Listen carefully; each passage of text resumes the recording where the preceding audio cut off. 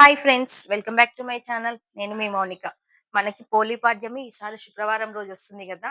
ఎలా చేసుకోవాలి, జలదీపాలని ఎలా వదులుకోవాలని చాలా మందికి అనుమానం ఉంటుంది. ఆడవాళ్ళం కదా! మినిమమ్ అనుమానాలన్నీ మనకే ఉంటాయి. అందుకే శుక్రవారం రోజు కార్తీక మాసంలో జలదీపాలు వదులుకోవడానికి శుక్రవారం, మంగళవారం అంటూ ఏ నియమం ఉండదు. మనం శుక్రవారము మంచిగా చక్కగా జలదీపాలని వదులుకోవచ్చు. 33 జలదీపాలు వదులుకోవాలి. అంటే పువ్వొత్తులు.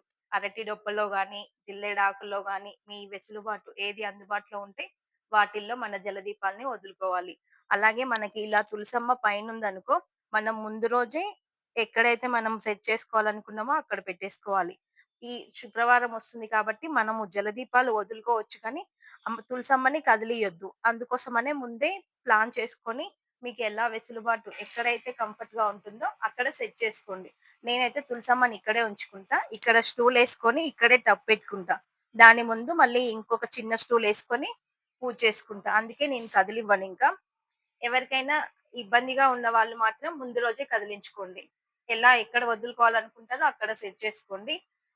మా తులసమ్మనైతే నేను కదిలియ్యను. ఇక్కడే ఉంటుంది. Thank you. Thanks for watching. For more videos please subscribe to my channel. నేను మీ మౌనిక.